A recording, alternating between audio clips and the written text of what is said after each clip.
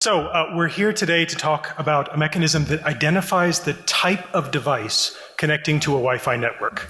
It can be quite specific. It can tell the difference between an iPhone 5S and an iPhone 5, between a Samsung Galaxy S7 and an S8, between a WeThings Scale and a Nest thermostat. Classically, this kind of client detection would be called fingerprinting, like the OS fingerprinting mechanisms in Nmap. However, in its current usage, the term fingerprinting has evolved to mean identification of specific users, like browser fingerprinting. The word fingerprint kind of refers to an individual's fingers. As the mechanism discussed here identifies the species of the device and not the individual user, we refer to it as Wi-Fi taxonomy. It identifies the species. We'll get a chance to try it in the last few minutes during time for questions.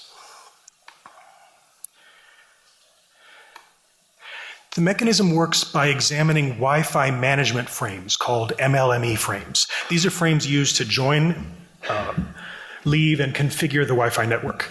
They're not TCP/IP packets. They're not routable. They don't leave the Wi-Fi network. We'll focus on two specific types of frames. The probe request is where a Wi-Fi client can ask for all nearby APs or one specific AP to respond. The client includes information about itself and its capabilities in the request, and the AP can respond with its own capabilities in the response.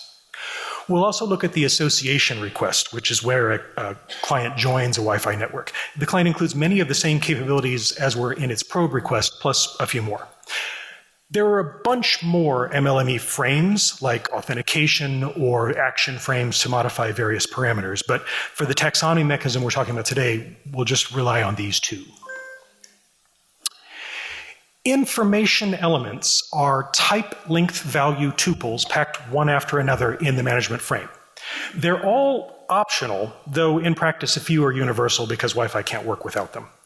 Each Wi-Fi standard has added more types of information elements. In the 802.11b days, there were very few. .11g added a few more. .11n and AC added a bunch more, and so on.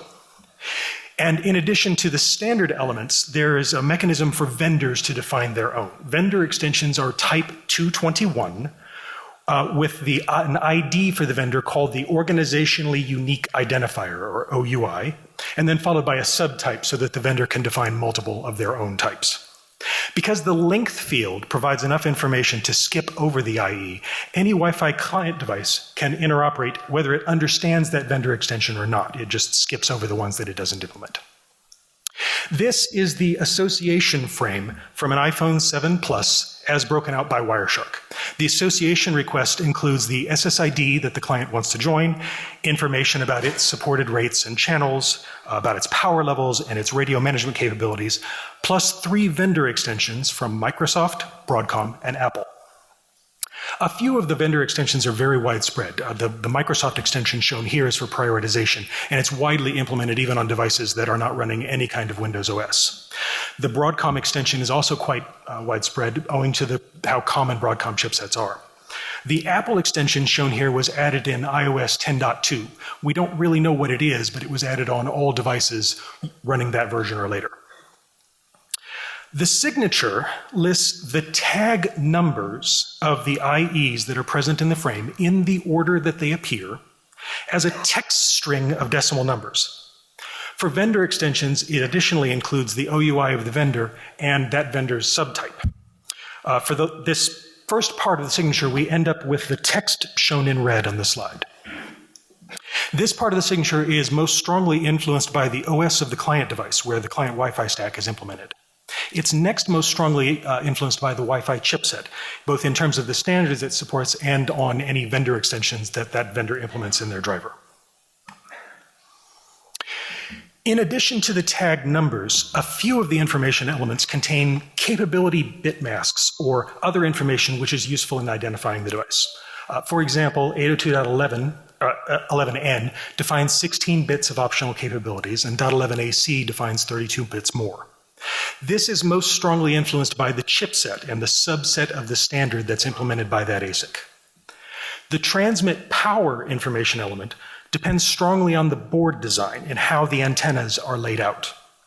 Two devices built by the same manufacturer, using the same software, even using the same Wi-Fi chipset, will often have different TX power values because their board layouts are different. The number of antennas that are present is encoded in both the .11n and the .11ac capabilities, and it's also indicative of the board design. And there's an extended capabilities bit mask which contains even more optional elements. It's most strongly influenced by the driver and the WPA supplicant software. A number of the capability bit masks are appended in the signature to further differentiate it, also shown in red on this slide. Looking at the signature as we've discussed it so far, it has become more complex over time. This shows the association request portion of the signature for 3 devices. The first is from an original iPhone, which is a .11g device. This taxonomy mechanism wouldn't have worked very well in that time frame. There was very little differentiation between devices. iPhone 4S is a .11n device introduced about 4 years later, and it added a number of options to its management frames. iPhone 7 is from about 5 years after that, and it's a .11ac device, and it added even more. The full signature contains the list of IEs and the various bit masks from each of the probe request and the association request separated by a pipe. The whole thing is prefaced by Wi-Fi 4 because this is the 4th iteration of the signature format. Prepending that string allowed the Wi-Fi 1, 2, and 3 signatures to remain in the database while we were working on updating everything. We shall speak no more of the earlier formats. When you include all of this into the signature, it ends up being quite distinctive, and it allows us to identify what the device is. The taxonomy signature is influenced by the client OS, by its Wi-Fi chipset, by its board layout. The current database of signatures identifies the most common Wi-Fi devices, which are overwhelmingly phones nowadays. We have signatures for most widely sold phones and tablet devices of the last few years, and a selection of other types of devices, like media streaming devices from Google, Apple, Roku, Amazon, and so forth, and Internet of Things devices from Nest and Honeywell and WeThings and so on. For larger devices, like laptops and desktops, which use a separate Wi-Fi card, this mechanism identifies the card. We had signatures for some laptops and desktop devices in the database, but it was kind of ridiculous. There was one model of Apple's Airport Extreme card, which could be a MacBook, or an iMac, or a Mac Pro, basically any machine of that generation. We couldn't tell them apart using this mechanism. Intel Centrino chipsets, as used in Windows laptops, are even less distinctive. It could be basically anything. So at this point, we don't even try. We don't add signatures from laptops or desktops into the database. It just tends to result in confusion and isn't very useful. Additionally, there are a few classes of device which we choose not to gather signatures for. First, we only want to focus on common devices, devices that lots of people are likely to have. And we used lists of top-selling consumer electronics over the last few years to target devices that we want to gather signatures for. If it's something that isn't very common or is unique, we don't really want to put it in the database. The other set of things that we don't add to the database are things that would make people uncomfortable if they saw it in the list of devices on their router. That includes various medical devices, devices of an adult nature, home incarceration monitoring devices, and so forth. Many devices have been seen to emit more than one signature, and so there's more than one entry for them in the database. For devices which support both 2.4 and 5 gigahertz operation, the signatures are almost always distinct. There are information elements that are only defined for one band or the other, and the whole of .11ac is only defined for 5 gigahertz operation. So if the device supports both bands, we gather signatures from each of the two bands. However, even in the same band, devices often have multiple signatures. They vary what they advertise based on the local conditions, like noise. This example shows 2 signatures from a Google Pixel phone. It varies its handling of beamforming, presumably based on the noise environment that it sees. Clients can also behave differently depending on what they see from the AP in response to their probe request. For example, if the AP says that it supports radio resource management, most Apple and some Android devices will include a spectrum management IE in their association request. That's IE number 70 highlighted in red in that list. Another example is that although .11ac is only really defined for 5 gigahertz operation, many vendors have a proprietary extension to it which makes it operate on 2.4 gigahertz, and we will see the .11ac fields in their probe request. They typically only then include it in the association if they see the magic proprietary handshake back from the AP, and so it won't be in the associate. So when capturing signatures for the database, we use 3 different APs to maximize the chance of capturing different signatures. Sometimes we see the same signature from multiple devices. These examples are all devices using the Broadcom 43362 chipset, running Linux, using the same driver, same Wi-Fi supplicant, same WPA supplicant, and they're all old enough that they don't have a transmit power information element. The signatures are identical. They're an Amazon Dash button, a First Alert thermostat, a Nexus 7 from 2012, Roku HD, and a WeThings scale. In most cases like this, we distinguish them using the upper 24 bits of the MAC address, which is an organizationally unique identifier. OUIs are assigned to the manufacturer, and adding the OUI as a qualifier can distinguish similar devices from different manufacturers which have the same signature. We sometimes also use information from DHCP. The options present in a DHCP request can identify the OS. This was originally developed by the Fingerbank project, and that whole mechanism inspired this mechanism for Wi-Fi. However, using DHCP gets us further and further from the Wi-Fi layer, and so we try to be more sparing in using it. In particular, only the access point will be able to see the DHCP request unencrypted. Other devices, like sniffer devices that might want to use this mechanism, would not be able to rely on DHCP. However, there remain a few cases which are still troublesome, mainly devices made by the same vendor using the same software, the same chipset, and at about the same time. Often the transmit power information will distinguish them due to differing board designs, but not always. For example, iPad Air 2nd generation and iPhone 6s have the same signature. We can try to use heuristics, like if the DHCP host name contains the string iPad, it's probably an iPad. But if nothing else, we return all of the possibilities that it's one of these. This mechanism was originally developed as part of a Wi-Fi AP project. We intended to focus on identifying the Wi-Fi chipset the client was using. We thought that if we could just know what that chipset is, then we'd be able to implement all kinds of very clever bug workarounds, and we would make Wi-Fi perfect. As it turns out, if bugs can be worked around easily, they mostly work around them in the client software. Who knew? Instead, where this kind of information is currently used is in the UI of the router, where there's a list of connected clients. If we can give an indication of what the client is. If the client included a useful host name in its DHCP request, then that's great. If it didn't, or if it includes something like its serial number as its name, then it's much more helpful to say what we think it is to help the user identify it.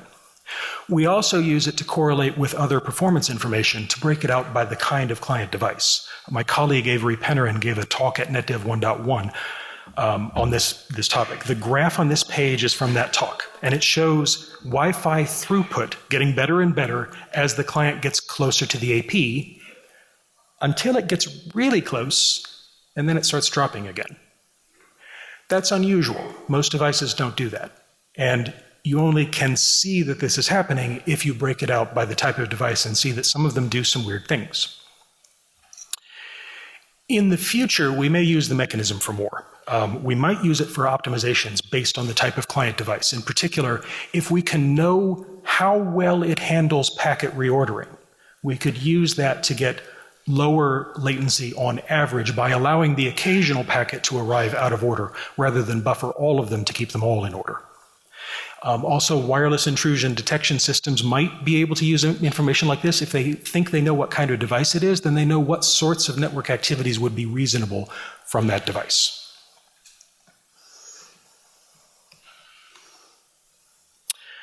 Other resources. So we published a paper about the mechanism, which goes one level of detail deeper into how it works. And the dev talk that I mentioned earlier is linked from the slides, which you'll be able to get at after the talk. That talk described the overall environment where this mechanism was used and how it was used in that environment. So the current status. The implementation to extract signatures for clients went into HostAPD in August of 2016, and it's present in HostAPD 2.6 and later. The database of known signatures is released as open source code with an Apache license on GitHub, and the link is also in the slides. It currently identifies about 60% of Wi-Fi clients across a broad swath of the market. The remaining 40% of devices are mostly laptops and desktops, but with a very long tail of just other stuff that we don't know what it is. So, what comes next? There's this thing, which can identify an interesting subset of Wi-Fi client devices. The signature mechanism is in HostAPD, the database has been released as open source, but it's only useful if it's integrated into other products and systems. Wi-Fi APs, wireless intrusion detection systems, and anything else interesting that people think of. And so one of the main reasons for this talk is to build awareness that this thing exists and it's available for use. Other things that we need to do are develop better tools for gathering signatures. It's a pretty manually intensive process right now, which means me. So also the longer we've been at it, the more we realize that the client responds to things that it sees from the AP. We've been using 3 APs for a long time. We need to start using even more and more different types of APs to make sure that we're getting the different signatures devices can emit. Other things that might happen in the future. So this talk has been all about how APs can identify client devices, but running it in reverse would probably work as well. A client device could list off the information elements that are present in the beacon that it sees from an AP, and maybe in the probe response that it sees from the AP, and use it to identify what type of AP that it's talking to. And then the client, for any kind of performance or quality measurements that it does, can also associate it with the brand and model of AP. So I surveyed coworkers about whether to run a demo. As you can see, the results were quite encouraging. So you can try it. And you might be able to try it. Let me move it back. You might be able to try it. Okay. You can join. The SSID is smell of Wi-Fi talk, and the password is all lowercase smell of Wi-Fi talk. And the system will try to identify what kind of device it is. To make sure that the demo worked, used a Nexus 4. There you go. Nexus 6P. Any questions? Concerning the voting, it seems impossible to train 100,000 polling place captains to use Wi-Fi. So the question is about voting and polling systems? Voting and Wi-Fi intrusion. Yes, I would not use this mechanism for protecting voting polling places. Other questions?